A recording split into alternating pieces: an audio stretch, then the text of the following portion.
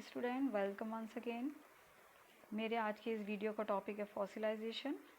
Third paper के unit first का second topic है। कल मैंने आपको जियोलॉजिकल टाइम स्केल पढ़ाया था, भूवैज्ञानिक समय सारणी। आज उसी का अगला पार्ट है फॉसिलाइजेशन या जीवाश्मीभवन या जीवाश्मीकरण भी इसको कहते हैं। जीवाश्मीभवन सिंपली जीवाश्म बनने की प्रक्रिया है। जीवाश्म कैसे बनते हैं वो प्रक्रिया जीवाश्मीभवन कहलाती है। इसको हम पूरा वनस्पति विज्ञान के अंतर्गत पढ़ते हैं अगर हम बॉटनी की बात कर रहे हैं। पैलियो बॉटनी इसको इंग्लिश में कहते हैं, ठीक है। अगर हम फॉसिल की बात करें तो फॉसिल सजीवों के होते हैं जिसमें पादप के साथ साथ जंतु भी शामिल हैं। तो स्टडी ऑफ फॉसिल की अगर हम बात करें जिसमें कि पादप और जंतु दोनों का अध्ययन शामिल है तो उसे हम कहेंगे पैलियोंटोलॉजी। जैसे बायोलॉजी होता है, बायोलॉजी की दो शाखाएं हैं, जूलॉजी और बॉटनी। इसी तरह पैलियोंटोलॉजी की दो शाखाएं होंगी, पैलियोबॉटनी और पैलियोंटोजूलॉजी। तो study of fossil of plants, पौधों के जीवाश्मों का अध्ययन जो है उसे हम पूरा वनस्पति विज्ञान कहते हैं। जीवाश्मी पादपों का अध्ययन पूरा वनस्पति विज्ञान या पैलियोबॉटनी कहलाता है। भारत में पैलियोबॉटनी के जनक डॉक्टर बीरबल साहनी माने जाते हैं। ये 1 नंबर का एक क्वेश्चन है, इसको अच्छे से याद कर लीजिए, जगह जगह पूछा जाता है। इंडियन इंस्टीट्यूट ऑफ पैलियोबॉटनी जो कि लखनऊ में स्थित है, वहाँ पर इन्होंने अपनी सेवाएं दी, वहाँ पे ये डायरेक्टर रहे थे। और पेंटोजाइलोन की इन्होंने खोज की थी भारत में। पेंटोजाइलोन एक फॉसिल है, गोंडवाना रीजन से इसको खोजा था और काफ़ी कुछ कंट्रीब्यूशन इनका इस पैलियोबॉटनी में रहा है, इसलिए इन्हें भारत पूरा वनस्पति विज्ञान के जनक कहा जाता है। जब हम फॉसिलाइजेशन की बात कर रहे हैं तो हम कह रहे हैं कि फॉसिल बनने की प्रक्रिया फॉसिलाइजेशन कहलाती है। तो ये जानना भी ज़रूरी है कि फॉसिल या जीवाश्म किसे कहते हैं। What is fossil? फॉसिल क्या है ना। कई जीव जंतु हम देखते हैं मृत हो जाते हैं, कई जानवर हैं हमें हाईवे पे कहीं पर भी मृत मिलते हैं। कुछ दिनों बाद कुछ पक्षी उनको खा जाते हैं। डीकम्पोजिंग बैक्टीरिया है ना, अपघटन करने वाले बैक्टीरिया का नाम आपने स्कूल में पढ़ा होगा। वो बैक्टीरिया उन पे अपनी रिएक्शन करते हैं और उनकी मृत शरीर को नष्ट कर देते हैं और कुछ समय जितना भी शरीर के जो अवशेष होते हैं वो पूरी तरह से वहाँ से नष्ट हो जाते हैं। लेकिन हमेशा ऐसा नहीं होता। कई बार ऐसा होता है कि शरीर मृत हो जाता है और मिट्टी में दब गया। आफ्टर ईयर्स एंड ईयर्स कई वर्षों के पश्चात क्या होता है, उन पर मिट्टी की परत लेयर चढ़ती जाती है, चट्टानों में बदल जाती है, जिसे हम अवसादी चट्टानें कहते हैं। और वो जो जीव का जो शरीर है या उसके जो अंग हैं, चाहे वो पादप है चाहे वो जंतु है, वो उसमें दब जाता है और परिरक्षित हो जाता है। उस पर किसी तरह की बैक्टीरिया की कोई क्रिया नहीं होती है और वो जो परिरक्षण जो उसके शरीर का है या उसके अवशेषों का है उसे हम कहते हैं फॉसिल, ठीक है। आर्नोल्ड ने उसको परिभाषित किया 1947 में। भूवैज्ञानिक काल के पादप और जंतुओं के ऐसे अवशेष जो अवसादी चट्टानों में मिलते हैं उन्हें हम जीवाश्म कहते हैं। समझ में आ गया? तो जीवाश्म परिरक्षित अवसादी चट्टानों में जीवों के परिरक्षित अवशेष हैं। ये जो शब्द है फॉसिल, ये ग्रीक वर्ड फॉडेर से आया, ठीक है। ये 1 नंबर का क्वेश्चन, परिभाषा 1 नंबर का क्वेश्चन। फॉडेर का मतलब होता है टू डिग, खोदना, ठीक है, क्योंकि वो दबे रहते हैं, उनको खोद के निकाला जाता है, इसलिए ये फॉडेर वर्ड से उत्पन्न हुए हैं। फॉसिल्स जो हैं वो प्लीस्टोसीन पीरियड के पहले के पादप को कहा जाता है। तो पृथ्वी में दबे हुए सब पादप जो हैं वो जीवाश्म नहीं कहलाते हैं। प्लेस्टोसीन पीरियड मैंने कल आपको पढ़ाया था जब बताया था सीनोजोइक इरा के टर्शरी पीरियड का, ये टर्शरी काल का ये पीरियड है, ठीक है। तो यहाँ पर प्लेस्टोसीन पीरियड से पहले के पादपों को ही जीवाश्म माना गया, उसके बाद के पादप जीवाश्म के रूप में नहीं मिलते हैं। तो अब आया, जैसे फॉसिल की बात हो गई, तो अब व्हाट इज फॉसिलाइजेशन? तो वह प्रक्रिया जिसके द्वारा पादप अथवा जंतुओं के विभिन्न अंग जीवाश्म के रूप में परिवर्तित हो जाते हैं, उन्हें फॉसिलाइजेशन की। चीज समझ में आ गया? जैसे कि सारे शरीर फॉसिल में कन्वर्ट नहीं होते हैं, जो कन्वर्ट हो जाते हैं तो हम उसे फॉसिलाइजेशन या जीवाश्मीकरण या जीवाश्मी भवन कहते हैं। ठीक है। अब अगर पौधा, अब हम आ जाते हैं, केवल बॉटनी की बात कर रहे हैं तो हम पौधा ही लेंगे, हम जंतु नहीं लेंगे यहाँ पर। जब पौधे के जीवाश्म मी भवन की क्रिया उनके उगने वाले स्थान पर ही होती है, तब उसकी उत्पत्ति को हम कहते हैं इन सीटू, स्व स्थाने, वहीं पर। और उसका बहुत अच्छा एग्जाम्पल है यूरोपियन कोल फॉरेस्ट। ये वो नाम है जहाँ पर फॉसिल्स पाए जाते हैं। ठीक है, ये फिर 1 नंबर का क्वेश्चन आपके लिए आ रहा है। उसी जगह पर क्या होता है, हम इमेजिन करें कि भूकंप आ गया है ना, कई सभ्यता हम नष्ट होने की बात हमने सुनी है, तो कुछ ना कुछ कारण रहा उन सभ्यता के नष्ट होने का, कुछ नेचुरल कैलामिटीज़ ऐसी हुई, प्राकृतिक आपदाएं आई जिससे कि वो सभ्यता नष्ट हो गई। ठीक है, तो जीव नष्ट हुए तो जंतु नष्ट हुए तो पादप भी नष्ट हुए। तो वो सपोज अर्थक्वेक आया, भूकंप आया और वो वहीं दब गया पौधा, और वो दबता चला गया, उसके ऊपर सेडिमेंटेशन होता चला गया। तो वो जहाँ पर उसका जो स्थान था जहाँ पर वो उगता था वहीं पर वो दब गया, तो ऐसा फॉसिल जब वो बन गया तो उसको हम कहते हैं स्वस्थानी। ठीक है। दूसरा क्या होता है, जब पौधे के उगने के स्थान पर उसके जो जीवाश्म भवन की क्रिया उसके स्थान से भिन्न होती है, तो हम उसे परस्थाने या एक्स सीटू कहते हैं। Example is Indian Gondwana coal deposits. ठीक है, ये भी नाम याद रखिए, इंडियन गोंडवाना कोल डिपॉजिट। तो ये नाम दोनों आपको याद रखने हैं, यूरोपियन कोल फॉरेस्ट और इंडियन गोंडवाना। अब परस्थाने कैसा हुआ? परस्थाने के लिए फ्लड जिम्मेदार होता है कि पौधे, एक बहुत बड़ा जलजला आया, बाढ़ आ गई, बहुत नदी का पानी बहते हुए आ रहा है और उस पौधे को उखाड़ के दूसरी जगह पर ले जा रहा है, और जब वो सेटल हो गया, वहाँ पर पानी रुक गया थोड़े दिनों में और वो पौधा जो है वो दबता चला गया, सेडिमेंटेशन हो गया, वहीं परिरक्षित हो गया, तो उसके वहाँ जीवाश्म बन गए। तो उसका जो नेटिव प्लेस थी जहाँ पर वो उगता था, तो उसके जीवाश्म वहाँ नहीं पाए जाते हैं, उसके जीवाश्म कहीं दूसरी जगह पाए जाते हैं। तो ऐसा जो कोल फॉरेस्ट बना वो कोल फॉरेस्ट था इंडियन गोंडवाना। भारत के छोटा नागपुर रीजन, जो अब झारखंड क्षेत्र में है, पहले वो बिहार में था, वहाँ की जो पहाड़ियाँ हैं, राजमहल हिल्स वगैरह, और बर्मा तक, म्यांमार जिसे आप कहते हैं, वहाँ तक का पूरा रीजन जो है वो यही इंडियन गोंडवाना कोल डिपॉजिट्स कहलाता है। जीवाश्म भवन 2 प्रकार का होता है, इसके 2 थियरीज एक्चुअली बताए गए कि किस तरह से जीवाश्म बनते हैं, रिप्लेसमेंट थ्योरी और इनफिल्ट्रेशन थ्योरी, प्रतिस्थापन सिद्धांत और अंतः संयंत्रण सिद्धांत।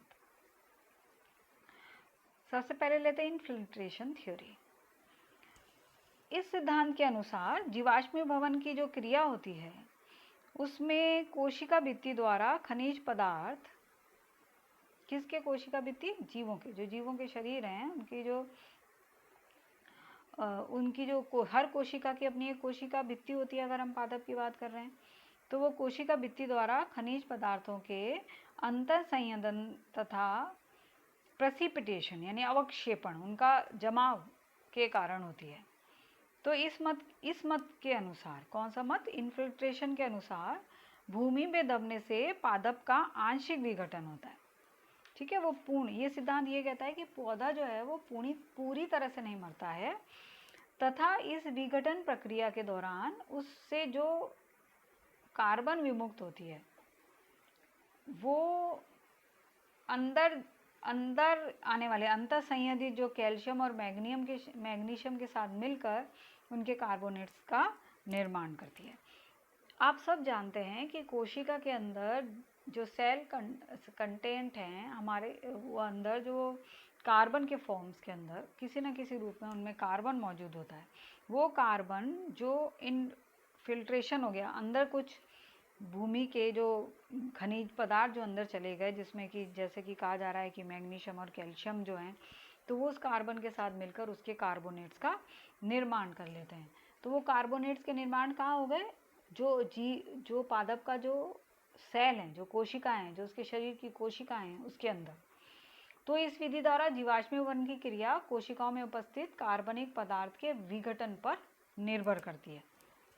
वो उसके अंदर जाकर जम जाते हैं और जीवाश्म का निर्माण हो जाता है। तो अब एक इमेजिन कीजिए कि कोई खोखली संरचना है ना। हम ये मान के चलें कि एक कोई मोल्ड है, एक सांचा है, और उस सांचे के अंदर आपने सीमेंट को जैसे जमा दी, गमला है और गमले के अंदर आपने कोई चीज़ डाल दी, तो जब वो सूख जाती है तो वो उसका गमले का ही शेप ले लेती है। तो इसी तरह की संरचना यहाँ पर इनफिल्ट्रेशन में बनती है।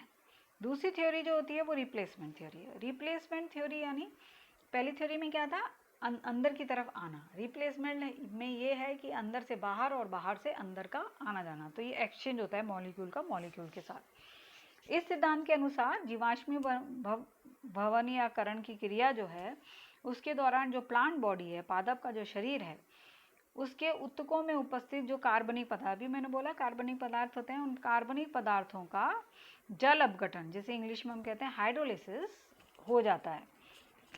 ठीक है। तो इस दौरान क्या होता है कि इस दौरान पादप का जो शरीर है, पादप काय में उपस्थित इन कार्बनिक पदार्थों के अणु का मिट्टी के घोल में उपस्थित खनिज अणुओं द्वारा रिप्लेसमेंट हो जाता है। अभी मैंने कहा पहली थ्योरी क्या कहती है, पहली थ्योरी ये कहती है कि कार्बनिक पदार्थ जो विघटन होता है, उन कार्बनिक पदार्थों, वो कार्बनिक पदार्थ बाहर से आए हुए कैल्शियम और मैग्नीशियम जो खनिज पदार्थ हैं, उनसे क्रिया हो जाती है ना। अब यहाँ पे क्या होता है कि वो विघटन हो जाता है, वो तो बाहर चले जाते हैं, और मिट्टी में जो खनिज पदार्थ होते हैं वो बदले में अंदर आ जाते हैं। तो रिप्लेसमेंट हो गया, कार्बनिक पदार्थ विघटित होकर बाहर चले गए और बाहर के अणु जो है अंदर आ गए। तो इस प्रकार इस सिद्धांत के अनुसार अणुओं का अणुओं के साथ प्रतिस्थापन होता है।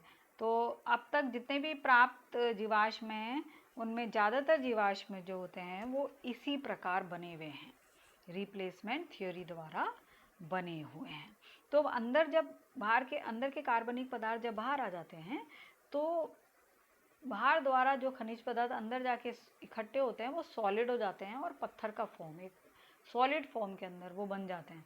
तो क्या होता है कि जो फॉसिल होता है उसकी बाह्य संरचना जो होती है वो पूरी तरह से परिरक्षित हो जाती है, बाहर से बहुत अच्छा इंप्रेशन और उसका वो दिखाई देता है। ये आगे जब मैं फॉसिल पढ़ाऊंगी तब आपको उनके टाइप्स बताऊंगी। अब आता है कि इनका फॉसिल्स का नामकरण कैसे होता है ना।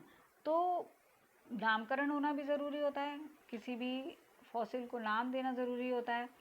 तो नामकरण की प्रक्रिया जो है वो अंतर्राष्ट्रीय वनस्पति कांग्रेस, इंटरनेशनल बॉटनिकल कांग्रेस के नियम निर्देशानुसार उसके डायरेक्शन में होती है, कि उसने जो डायरेक्शन दिया कि इसको इस तरह से नामांकित करना, जैसे बॉटनिकल नॉमेनक्लेचर होता है ना, इसी तरह इसका भी नॉमेनक्लेचर होता है। तो ये संस्था ये कहती है कि जितने भी जीवाश्म के खंड हैं, अगर हम पादप की बात कर रहे हैं तो जड़ है, तना है, पत्ती है ना, अलग अलग जो खंड हैं वो उनको अलग अलग नाम दिया जाता है, और फिर उनमें से उसको एक वंश के स्तर का माना जाता है ना। जैसे तना मिला, तो फॉर एग्जाम्पल मैं एक एग्जाम्पल दे रही हूँ, लेपिडोडेंड्रोन एक नाम दिया गया उसको, तो वो लेपिडोडेंड्रोन एक पादप को निरूपित करता है, एक फॉसिल पादप को निरूपित करता है। तो वो उसको एक स्टेटस दिया गया वंश का। समझ में आ रहा है? वापस दोहरा देती हूँ। इंटरनेशनल बॉटनिकल कांग्रेस ने ये कहा कि जीवाश्म के जो खंड जिसे फॉर एग्जाम्पल पादप की जड़ अलग परिरक्षित हुई, तना अलग परिरक्षित हुआ, लीफ अलग परिरक्षित हुई, तो वो अलग अलग खंड भी एक अलग अलग जीनस या वंश का स्टेटस ले सकते हैं। ठीक है। तो इस प्रकार जीवाश्म का जो जेनेरिक नेम है वो पूरे पादप को नहीं बल्कि उसके एक खंड को निरूपित करता है, जिसे हम कहते हैं फॉर्म जीनस। ठीक, फिर वही 1 नंबर का क्वेश्चन आया, कृत्रिम वंश क्या है? कृत्रिम वंश क्या है? किसी भी पादप के जीवांश का वांशिक नेम जो उसके पूरे पादप को नहीं बल्कि उसके एक भाग को निरूपित करता है, उसे हम फॉर्म जीनस कहते हैं।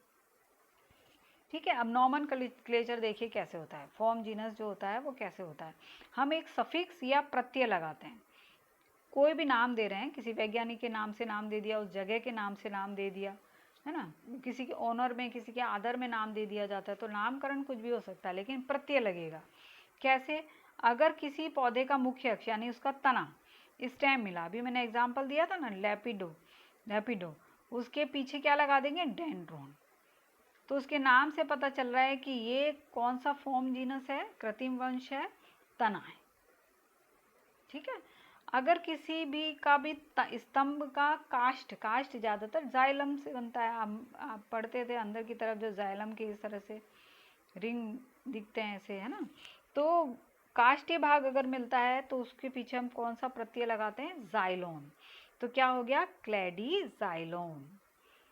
Example is Cladoxylon. अगर पर्ण का जीवाश्म है तो उसको नाम देते हैं फॉर्म जीनस, क्या बनेगा वो? फाइलम। तो libido phylum, clear? Phylum, libido उसका नाम जो दिया गया, और फाइलम इससे ये पता चला कि ये लीफ है। कार्पोन या स्टोमा, कार्पोन बीज के लिए या तो स्टोमा लगाते हैं पीछे या कार्पोन, तो लेपिडो कार्पोन या स्टीफिनो स्टोमा, दोनों ये बता रहे हैं कि बीज है। वो किसका फॉसिल है? बीज का फॉसिल है। फिर आता है थीका यानी माइक्रोस्पोरेंजिया, लघु बीजाणुधानी, लेपिडोस्ट्रोबस, थीका या स्ट्रोबस। ठीक है, तो लेपिडोथीका इसको कहेंगे या लेपिडोस्ट्रोबस इसे कहेंगे। तो इस तरह ये फॉसिल का नॉमेनक्लेचर होता है।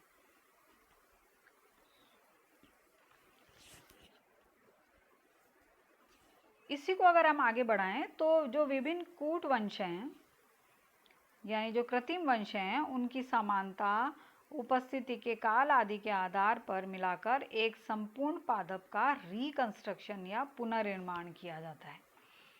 ठीक है, अभी जैसे पत्तियां अलग मिली, तना अलग मिला, जड़ें अलग मिली, तो एक पौधे का रिकंस्ट्रक्शन कर देते हैं। ये तना हो गया, उसको यहाँ पर एक पत्ती को मिला दिया, बताया उसकी जड़ ऐसी होती हैं। बहुत अच्छा उदाहरण है विलियमसोनिया, ये पहले आपके कोर्स में था, अब नहीं रखा गया। Williamsonia is a example of reconstructed fossil. बहुत बड़ा फॉसिल है, उसके तने को, उसकी पत्तियों को, जिस इलाके से यूरोपियन कोल डिपॉजिट से जहाँ से उसको खोजा गया, वहाँ पर से अनेक पत्ती, जड़, तना को साथ में कर उसको रिकंस्ट्रक्ट किया गया। तो कृत्रिम वंश को रिकंस्ट्रक्ट किया जाता है। जो रिकंस्ट्रक्ट जीवाश्म है उसको सामान्यतः किसी भी सबसे अधिक प्रचलित फॉर्म जीनस के नाम से जाना जाता है, जैसे लेपिडोडेंड्रॉन। स्तंभ कूट वंश का नाम है और इसी नाम से ही उसके पुनर्निर्मित जीवाश्म को जाना जाता है। ठीक है, वापस दोहरा देती हूँ, जैसे पिछली स्लाइड में अभी मैंने बोला डेंड्रोन यानी उसका तना मिला, उसको नाम दिया गया लेपिडोडेंड्रॉन। तो वो इसका क्या कहलाया? कृत्रिम वंश या कूट वंश, फॉर्म जीनस, राइट।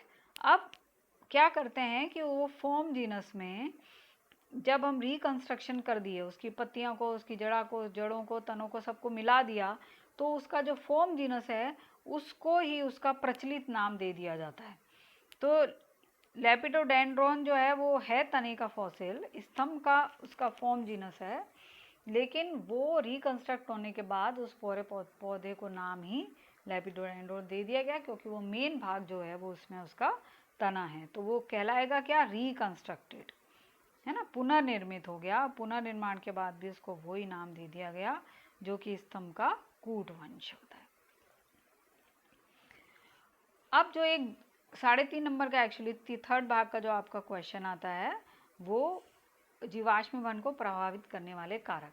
मैं आपको बार बार ये कह रही हूँ कि 1 नंबर का क्वेश्चन, 3.5 नंबर का क्वेश्चन, तो यहाँ बात चलिए तो मैं थोड़ा सा आपको बता देती हूँ कि आपका जो एग्ज़ाम का जो पैटर्न है क्वेश्चन का, वो 3 भागों में डिवाइडेड है, ए, बी और सी, 3 पार्ट हैं, ठीक है। तो फर्स्ट पार्ट जो है उसमें 1 मार्क्स के 10 क्वेश्चन आते हैं। बी पार्ट के अंदर आपको 3.5 नंबर के क्वेश्चन मिलते हैं जिनकी 50 वर्ड्स की लिमिट्स होती है, और सी पार्ट के अंदर आपको 7.5 मार्क्स के 3 क्वेश्चन करने होते हैं, ऐसे टाइप क्वेश्चन जिसकी वर्ड लिमिट 200 से 250 के करीब होती है, ठीक है। तो जितनी परिभाषाएं होती हैं, 1 वर्ड होते हैं, वो तो सब 1 नंबर या पार्ट ए में जाते हैं, ठीक है। थोड़ा सा जैसे अभी मैं कह रही हूँ कि जीवाश्म को प्रभावित करने वाले कारक की बात हो रही है, तो वो 3.5 नंबर का एक क्वेश्चन, बहुत इंपॉर्टेंट क्वेश्चन बनता है इस यूनिट में से, ये जो 3.5 नंबर का ये क्वेश्चन बनता है, राइट। तो जीवाश्म को प्रभावित करने वाले कारक फैक्टर क्या क्या हो सकते हैं। अभी मैंने जैसे ये लेक्चर शुरू किया था तो ये बताया था कि फॉसिल्स जो होते हैं उन पे बैक्टीरिया की क्रिया अगर हो जाती है तो बॉडी डिकम्पोज हो जाती है और उनके जीवाश्म का निर्माण नहीं होता है ना। तो यानी ये एक फैक्टर हो गया। एनवायरमेंटल फैक्टर हो सकते हैं, कोई गैसेस का फैक्टर हो सकता है, तो वो सारे जो होते हैं वो इस क्रिया को, फॉसिलाइजेशन की क्रिया को प्रभावित करने का काम करते हैं। तो सबसे पहला जो फैक्टर हम कहते हैं वो है नेचर ऑफ प्लांट टिश्यूज, ठीक है। जब जियोलॉजी का टाइम स्केल मैंने पढ़ाया था तब ये बोला कि शुरू में जो आर्कियोलॉजी और प्री कैम्ब्रियन जो ईरा था वहाँ पर फॉसिल नहीं बने, वहाँ के पौधों के फॉसिल प्राप्त नहीं हुए। कारण क्या था कि वो शैवाल थे, वो फंजाई थी, और शैवाल फंजाई वगैरह जो रहते हैं इवन ब्रायोफाइट्स तक, उनमें केवल मृदु उत्तक मिलते हैं, उनमें दृढ़ उत्तक और स्थूल कोण उत्तक जो कि हार्ड टिश्यूज़ कहलाते हैं ना, कठोर उत्तक कहलाते हैं, वो नहीं पाए जाते हैं। तो पहली शर्त जो जीवाश्म भवन के लिए है वो कि कठोर उत्तकों की उपस्थिति, मोटी भित्ति वाले उत्तकों की उपस्थिति, अगर वो नहीं है तो उनके जीवाश्म नहीं मिलेंगे। तो यहाँ क्या लिखा है मैंने, कवक और शैवाल और ब्रायोफाइट्स में मोटी भित्ति के उत्तक नहीं पाए जाते हैं तो उनके जीवाश्म जो हैं वो नहीं मिलते हैं, बहुत ही कम नगण्य रूप में पाए जाते हैं। जबकि उच्च श्रेणी के पादप जिनमें टाइडोफाइट है, क्योंकि टाइडोफाइट के अंदर संवहन तंत्र शुरू हो जाता है तो जाइलम बनना शुरू हो जाता है, वहाँ पे स्क्लेरेन्काइमा भी पाया जाता है। तो टेडोफाइट में, जिम्नोस्पर्म में, एंजियोस्पर्म में जहाँ दृढ़ भित्ति के उत्तक बन जाते हैं उनके जीवाश्म बहुत अधिक पाए जाते हैं। तो ये पहली कंडीशन हो गई plant tissues, hard plant tissues जो हो गए, है ना। तो दृढ़ उत्तक बन गए, वेसल्स बन गए, टिश्यू बन गए, क्यूटिकल बन गई, तो ये सब जो है वो ज़्यादातर जिम्नोस्पर्म, एंजियोस्पर्म और टेडोफाइट में मिलते हैं। तो इनके जीवाश्म जो है वो बहुतया से पाए जाते हैं। दूसरी कंडीशंस के अंतर्गत आता है कि एनवायरमेंटल कंडीशंस, है ना, at the time of condition at the time of fossilisation. जब हम नेचर ऑफ प्लांट टिश्यू की बात कर रहे हैं वो तो प्लांट का अपना नेचर है, यानी आंतरिक कारण हुआ। अब आता है बाह्य कारण। बाह्य कारण क्या होते हैं, वातावरणीय कारक। तो वातावरणीय कारक में पहला जो कारक है वो है अम्लीय माध्यम, बहुत ही इंपॉर्टेंट है, 1 नंबर का क्वेश्चन भी इसमें बनता है। और ये हमेशा आप याद रखिए, आपने पढ़ा भी होगा, आपको पढ़ाया भी होगा, नीट में भी ये क्वेश्चन आता है कि अम्लीय माध्यम में बैक्टीरिया की एक्टिविटी नहीं होती है या बहुत ही कम होती है, ठीक है। और अभी मैंने कहा कि उसको किसी की भी मृत्यु के बाद उसके बॉडी को डिकम्पोज करने के लिए या सड़ाने के लिए बैक्टीरिया की एक्टिविटी होने का बहुत ज़रूरी है। और जब बैक्टीरिया नहीं है अम्लीय माध्यम के अंदर, अगर सॉइल या अम्लीय है या वाटर अम्लीय है, एसिडिक फॉर्म में है, तो बैक्टीरिया नहीं होंगे। बैक्टीरिया नहीं होंगे तो वो बॉडी डिकम्पोज नहीं होगी, तो वो दबती चली जाएगी, है ना, परिरक्षित हो जाएगी और उसके जीवाश्म का निर्माण हो जाएगा। ऐसे माध्यम में ऑक्सीजन की भी, अम्लीय माध्यम होगा तो, और साथ में अगर ऑक्सीजन की कभी कम मात्रा भी है तो पौधे के भागों का डिकम्पोजिशन नहीं होगा, उनको उससे डिकम्पोजिशन होने से बचा लेती है, जिससे उनके जीवाश्म के बदलने की संभावना बहुत अधिक हो जाती है। यानी सोने पे सुहागा, माध्यम अम्लीय है, साथ में ऑक्सीजन की भी मात्रा कम हो गई। तो ये दोनों कारण बहुत बड़ा फैक्टर एक रहते हैं, बैक्टीरिया को पनपने नहीं देते हैं। ऑक्सीजन की कमी होने से एरोबिक बैक्टीरिया जो होते हैं वो उसमें उत्पन्न नहीं होते हैं। ठीक है।